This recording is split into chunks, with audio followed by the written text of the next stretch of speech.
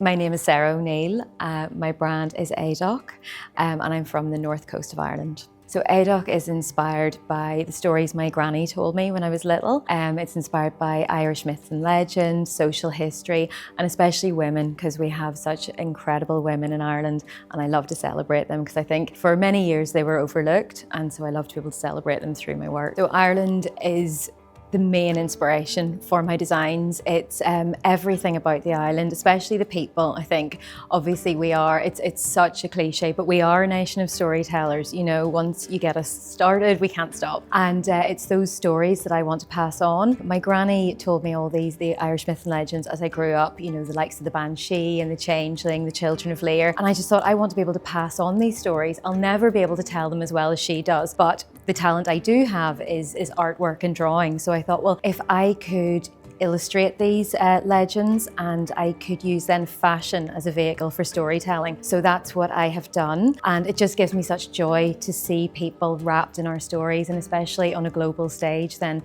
to be able to send our stories around the world. And you know, the stories are so important because they're so linked with our past, with our heritage and with our landscape. And so it's just, you know, everywhere you go on the island, be that a city or a town or countryside or the coast, there's always something to inspire, and there's always a story related to the area.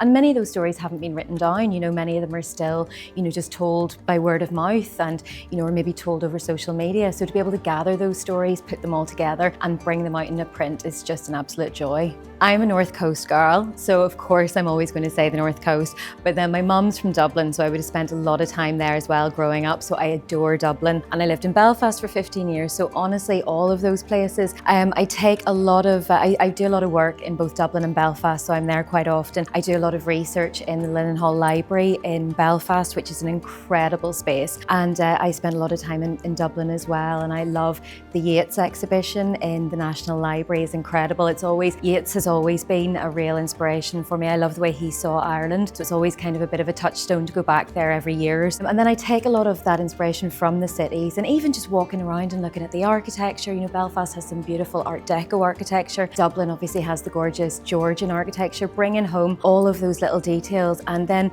there's something about being on the coast that allows me to process that information so much better. I don't know, it's like the white noise of the sea, and just in a way it's calm and serene, and in a way it never stops. There's such an amazing energy there with, you know, being surrounded by the sea. So there's just, for me, there's just the most amazing, it's like a real potent energy that I get between the cities and the coast. So yeah, I would recommend any of those places, but obviously, you know, Ireland being an island, you know, you've got gorgeous coastlines kind of not too far from anywhere, and they're all worth exploring. I specifically love Ballycastle. Lots of amazing stories around there, and the Sea of Moyle, Children of Lear being one of my favourite stories, and I've revisited that many times. I think there's something about just being there. You can almost, there's a timelessness to it. You could almost imagine that the story actually happening. Do you know what I mean? If you're standing in certain parts of the coast, it's like it hasn't changed in centuries. Or, you know, you see the old kind of ruined castles, you see Dunluce, you see Mussenden Temple, you see Kinbane, and there's something really almost fairy tale quality to that,